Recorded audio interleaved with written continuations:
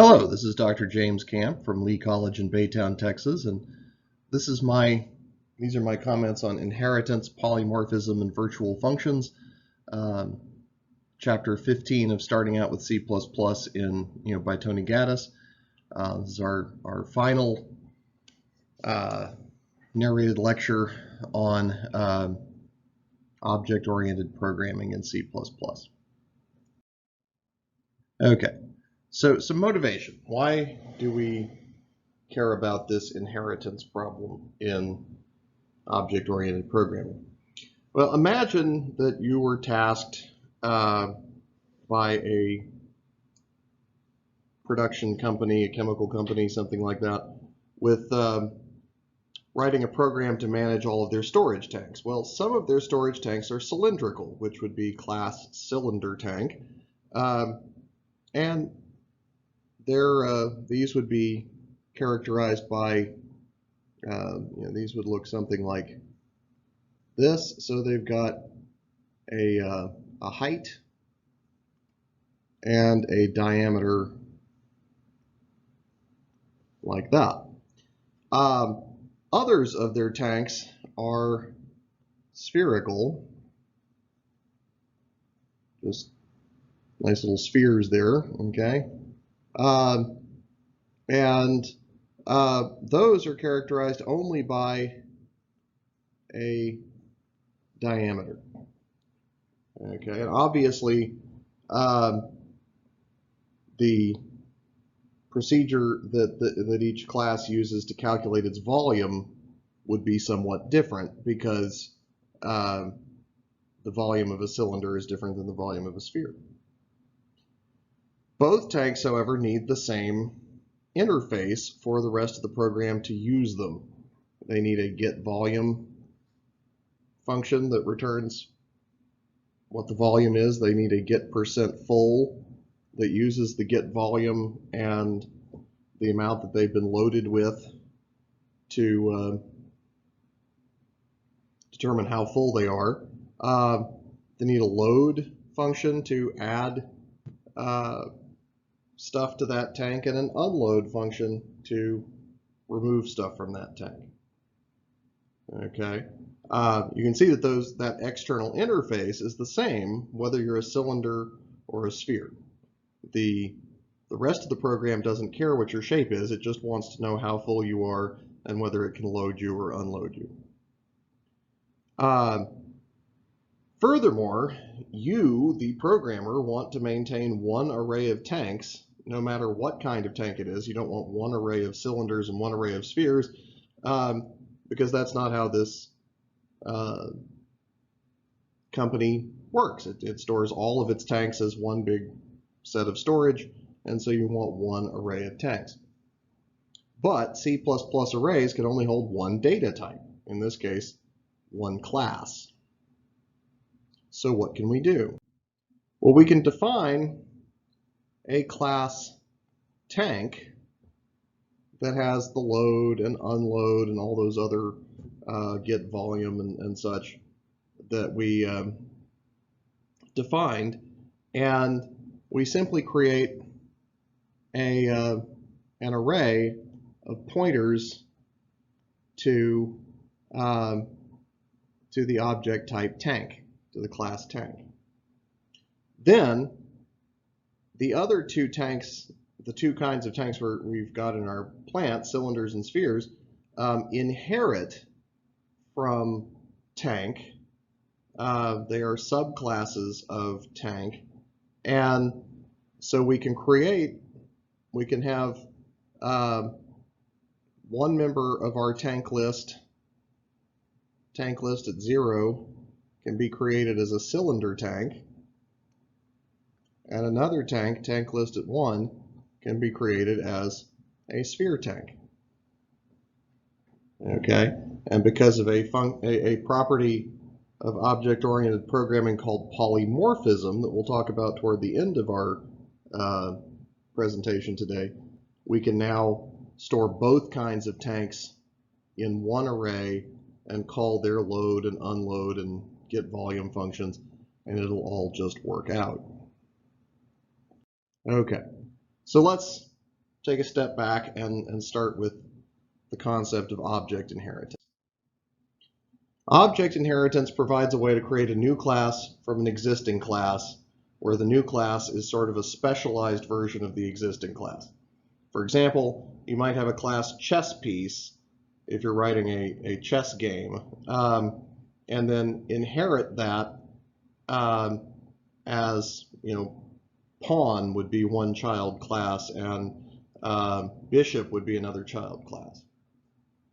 They're more specialized versions of chess piece. They do all the things that a chess piece needs to do, but they do them in a more specialized way. Okay.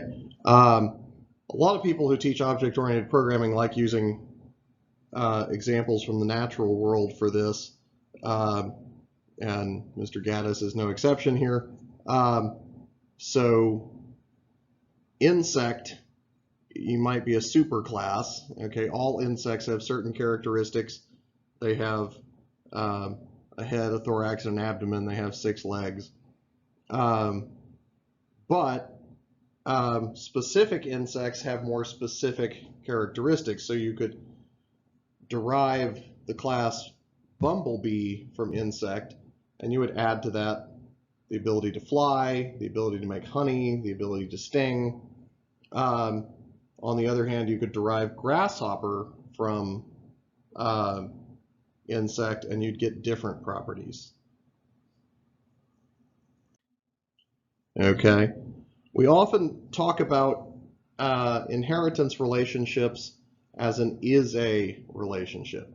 You may remember when we talked about composition relationships, the has-a relationship, like a student has an address, so every student object would include an address object.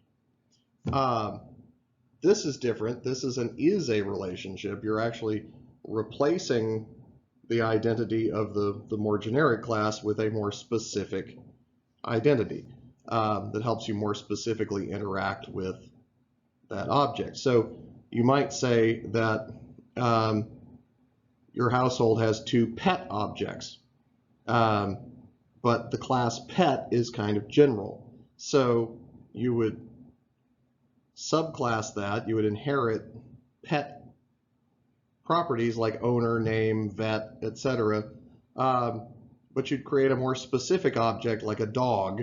A dog is a pet, but it adds the ability to bark, fetch, roll over, that sort of thing. A cat is also a pet. So it would be a different subclass of pet that in this case adds the ability to purr, chase mice, that sort of thing. Sometimes it's not the abilities of the object, but its properties that change as you subclass it. So for example, all vehicles have the ability to get on a road and drive. But a car is a vehicle with 4 wheels. A motorcycle is a vehicle with 2 wheels. So when we subclass vehicle, we define some specific characteristics that vary depending on which subclass we've created. Okay. So the base class is also known as the parent class or the superclass. You will see those terms used differently, used interchangeably in this presentation. You'll hear me using them interchangeably. The base class, the parent, the superclass defines the general characteristics of that class. Shape, for example. You might have a class shape that includes an outline color and a fill color and a generic function for returning its area. Okay, and then you might have a derived child subclass that inherits all those properties and behaviors, but provides the specific details that you were missing. Shape might get derived by rectangle, which would then provide a certain way of calculating area, or it might get another derived class from shape might be oval, which would provide a different method for getting its area. Okay. Here's how we do that in C++. So the base class is defined just the way you've been doing it so far, just class student, and then you put your code in here deriving it, defining a student, and that's all you have to do. The derived class, you give it a name, class undergrad, then you put a colon, and then you give an access specifier and the name of the superclass, the name of the parent class that you're deriving from. Okay, so undergrad is a student. Okay, so that is a relationship, and it inherits all the things that any student would have: a student ID number, a GPA calculation, a graduation, anticipated graduation date, any of those things. An undergrad would add some extra features like freshman, junior, senior. It might add certain things that your institution only tracks for undergraduates. You could then have a different subclass called grad student that had, for example, thesis topic, okay, as one of its properties. Okay, so the derived class, once again, is an object of the base class. So an undergrad is a student, a mammal is an animal, a rectangle is a shape, a pawn is a chess piece, all those examples we've been using so far.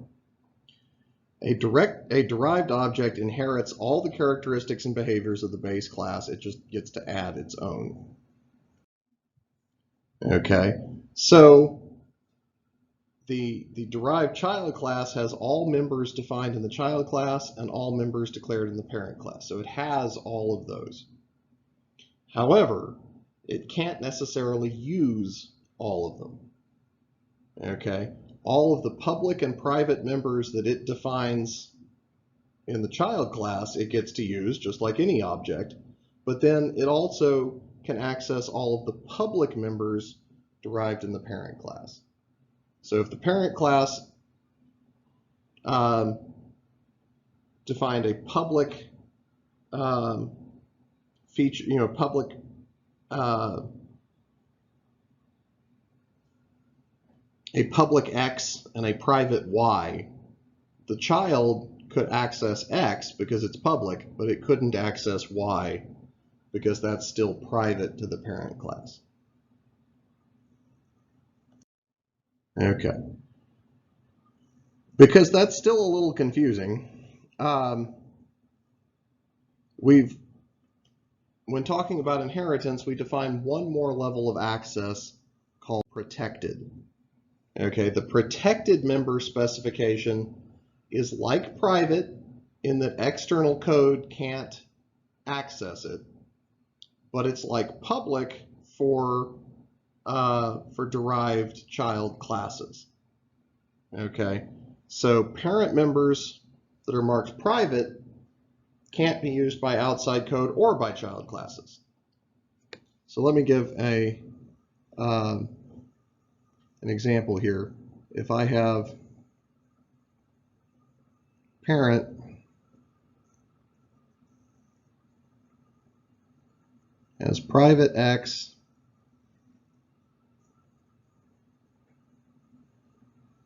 protected Y, public C, okay, and then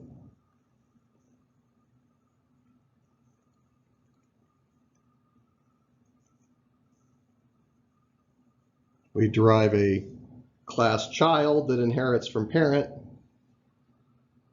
but we also have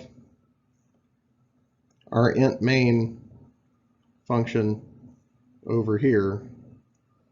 Okay, int main has access to public C. Okay. If we created a parent object called P, we could do P.C, and that would be fine. The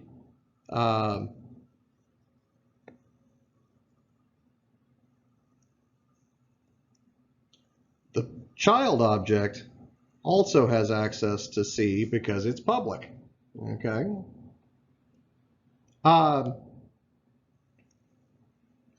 Int main does not have access to private X, okay, because it's private, and our child doesn't have access to private X either because it's private to the parent. It's what parent keeps in its locked box in the bedroom that it doesn't want to share with anybody.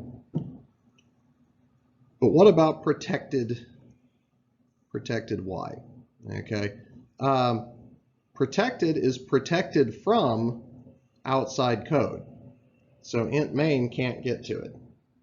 So it still provides that data protection that a private element provides.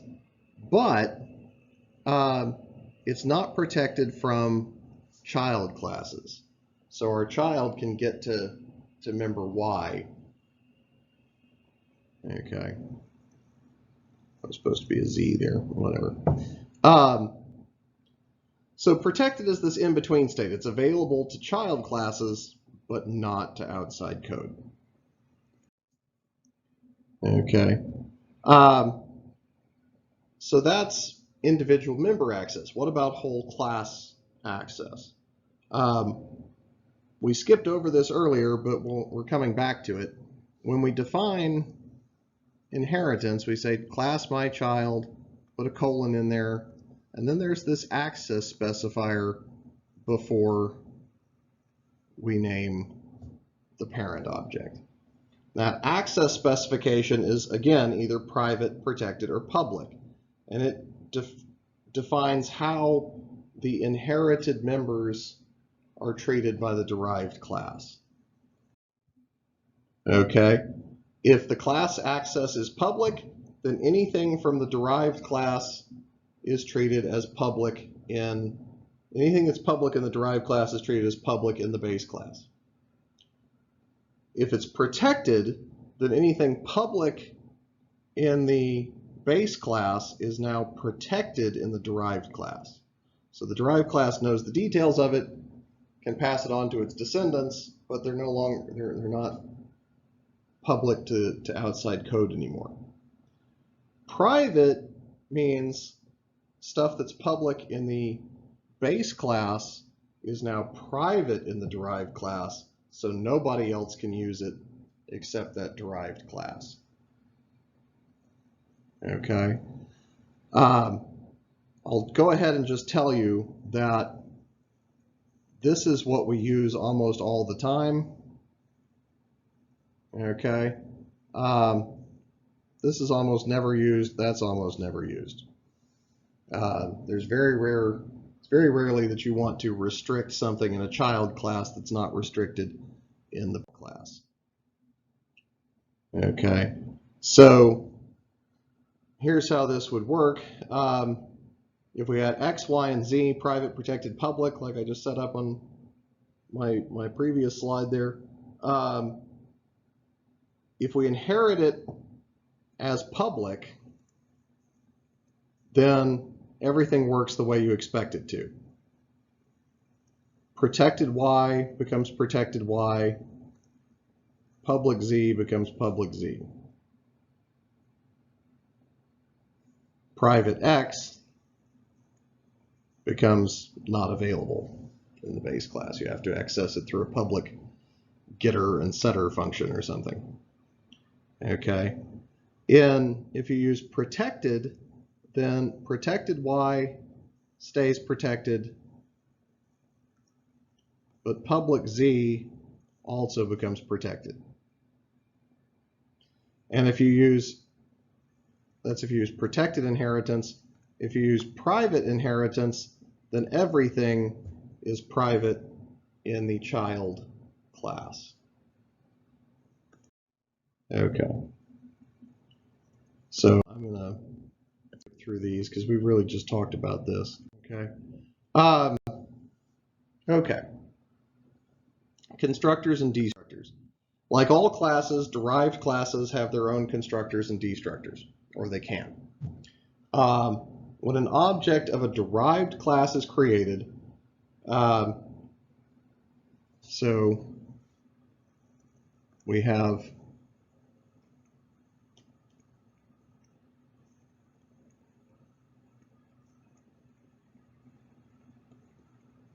base, it has a constructor and a destructor. We have child, it defines a constructor and a destructor. Okay, when the child is created, the base constructor is called first, then the child constructor. So the base is set up, anything that the base needs to set up for itself is set up first, then the child. When we're working ourselves the other way out, when we're destroying the object, the destructor for the child is called first, and then the base is called. So we're going to take apart the child structures first and then take apart the base structures.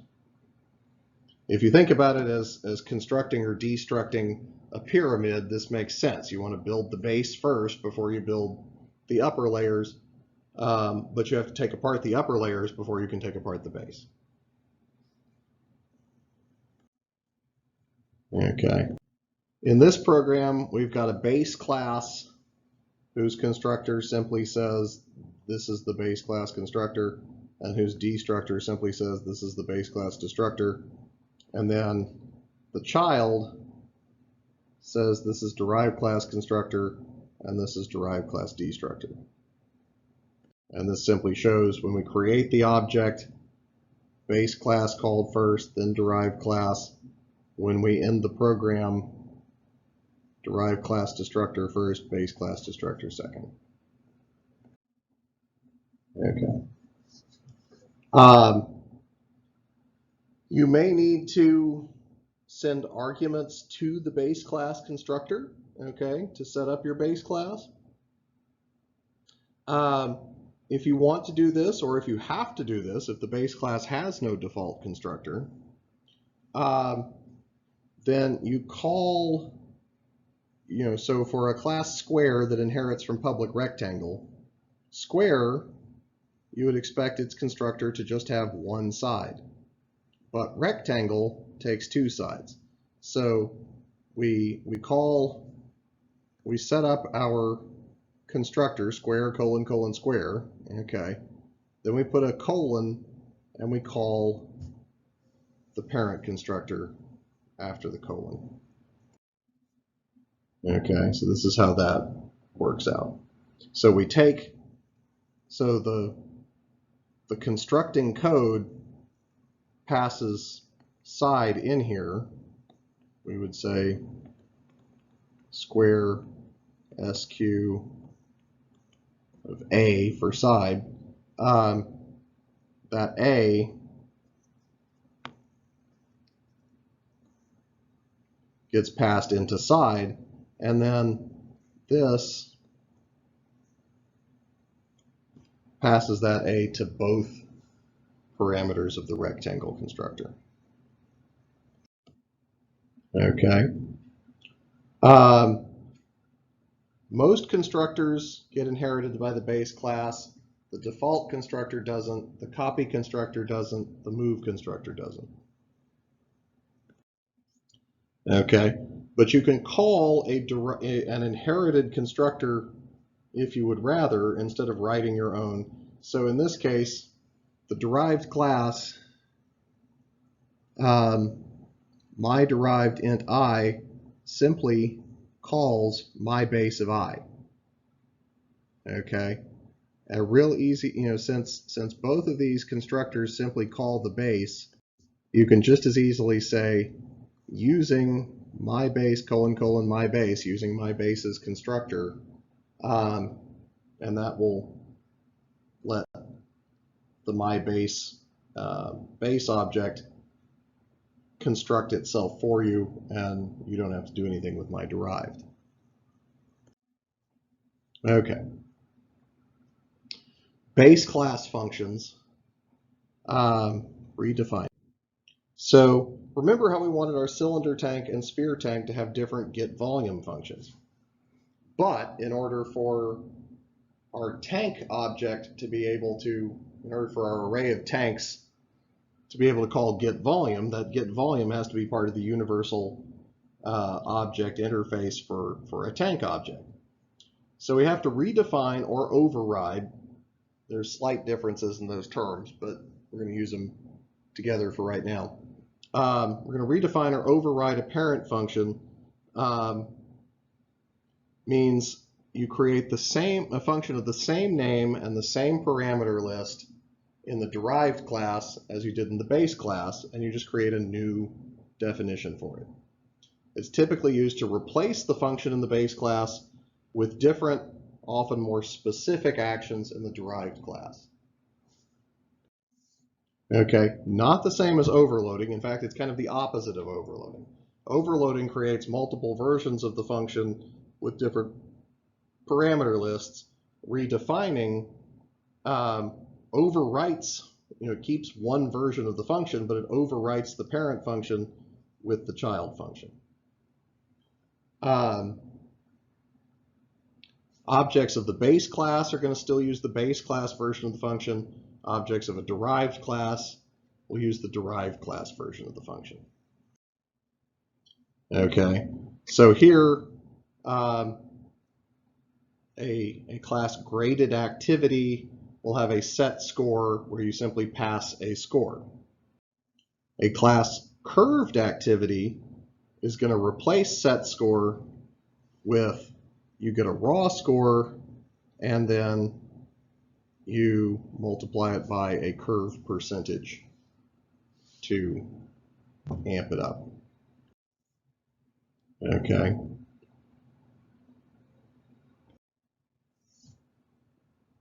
Consider class base class defines functions x and y. X calls y. Derived class redefines y, but it does not redefine x. So what does x do? Well, x is still part of the base class, so it's going to call the y that comes with the base class. Okay. That's because of something C++ does called static binding, that binds the function to its function call at compile time, not at runtime. Okay, we'll get back to how to fix that problem in just a minute. First off, there's this idea of class hierarchies. A base class can be derived from another base class, so you don't have to just have animal and then all kinds of animals are derived from that. You can have animal and then derive that to mammal versus insect, and then dog and cat can derive from mammal while ant and bumblebee derive from insect.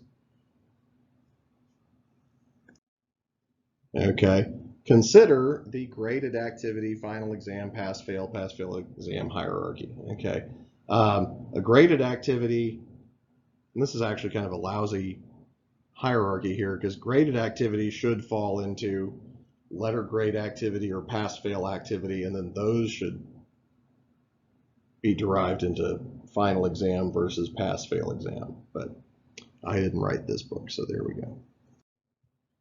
Okay, now back to the problem we were on before of what happens when you try to call a function that was statically linked to the wrong version of your object.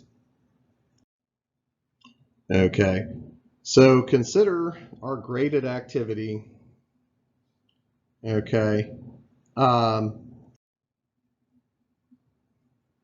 we call display grade and we pass a graded activity to it, but the graded activity we pass is a pass-fail activity. We create pass-fail activity test set score 72. Well, 72 should be passing, so when we display grade test, the pass-fail activity should report P for passing. But instead, it reports C because at compile time, C++ knew that we were passing a graded activity, and it binded the graded activity version of get letter grade. Okay. So we weren't able to substitute the pass-fail activity version at runtime. C++ gives us a way to tell it that we want to do that, and that's the virtual keyword. Okay, a virtual member function is a function in the base class that expects to be redefined or overridden in the derived class. Okay, it's defined with the keyword virtual, so we would write virtual void y ... Okay, and that means when a base class redefines void y or overrides void y, this will be dynamically binded in the compiler. So at runtime, the program will decide which version of the function to run based on what object is actually calling it. Okay. To make a function virtual, you place virtual in front. I think we covered that already. Okay. So if we put virtual in front of character get letter grade, then it's no longer using static binding, it's using dynamic binding. And when we pass a pass-fail activity to the output function, it now chooses the correct get letter grade and returns a P for pass. Okay.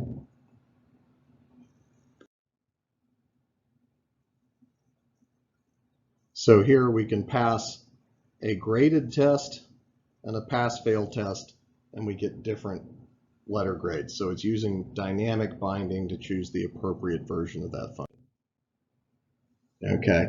This idea that you can have the same class, superclass of function, but you can pass different subclasses and they behave differently, is called polymorphism. Morph for form, poly for many, many forms. Okay.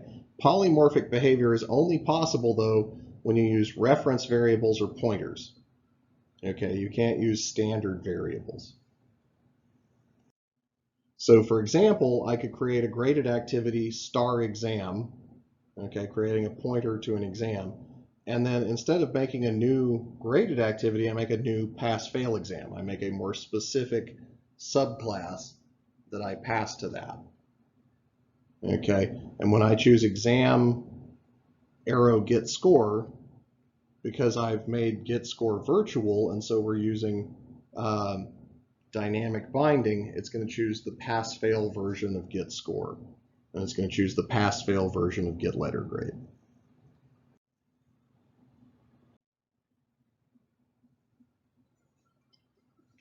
Okay. So base class pointers and references only know about members of the base class. So you can't use a base class pointer to call a derived class member or function. So if I have base has members X and Y, and child class adds Z, okay, and I create a base star pointer, okay, I can do pointer to X, and I say equals, not new child, okay. I can do pointer to X, I can do pointer arrow Y, but if I try to do pointer arrow Z, that's an error because the compiler doesn't know that my base object has suddenly picked up a function Z or a member Z just because it's a child object. So I have to stick with the base definition and then override those definitions in the child. Okay. So in C++, functions without the virtual keyword are simply redefined. They're statically bound, and whatever type the compiler thinks it's using is what gets used. Functions with the virtual keyword are fully overridden. They're dynamically bound, and whatever function goes with the actual type of the object gets used. So again, if I have parent as function X and function Y, and function X is defined as virtual X, and then child redefines X and Y, and I make a parent star P equals new child. Okay, so I've got a child type object and a parent type pointer. Okay, if I call P member X, I'm going to use the child version because that was defined as virtual. But if I call P member Y, I'm going to use the parent version of that because it wasn't defined as virtual.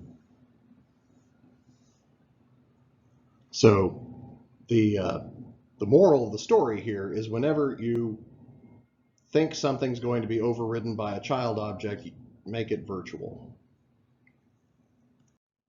Okay.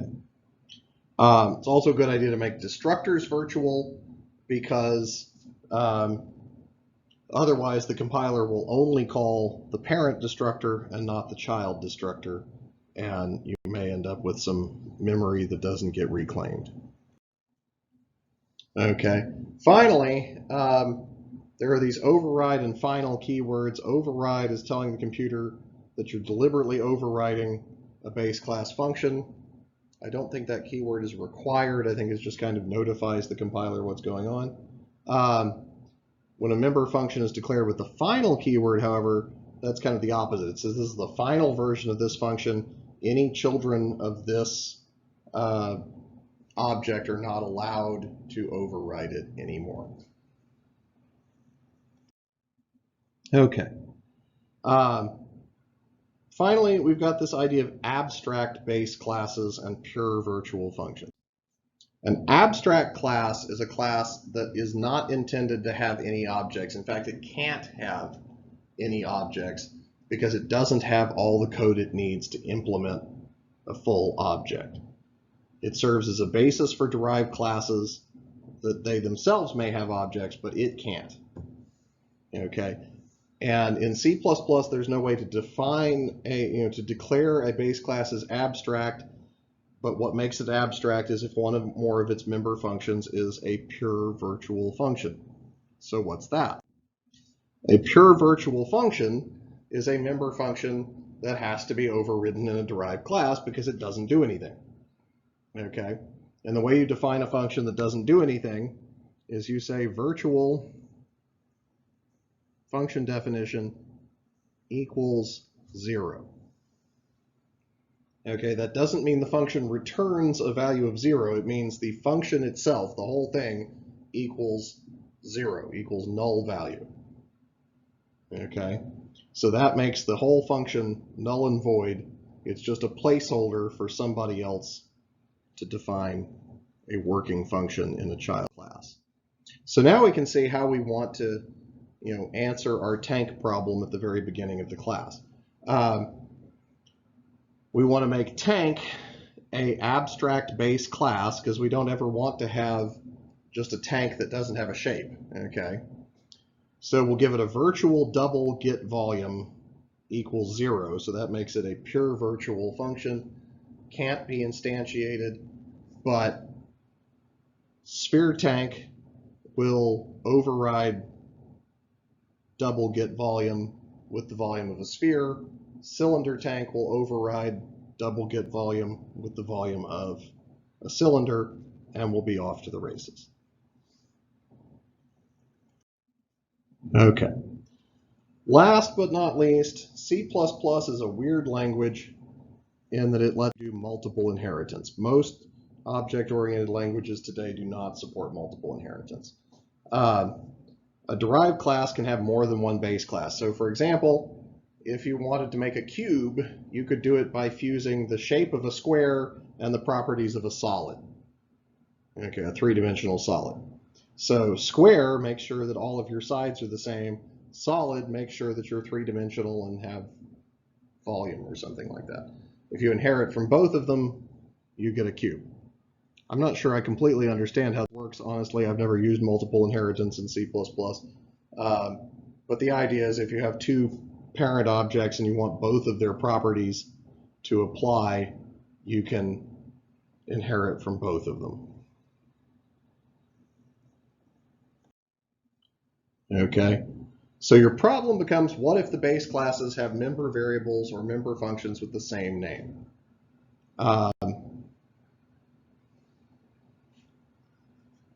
Okay, the derived class is going to have to redefine the multiply defined function. Okay, so if you're inheriting from two base classes that have the same name, the derived class is either going to have to redefine it, or it's going to have to call one or the other using the scope resolution operator, square :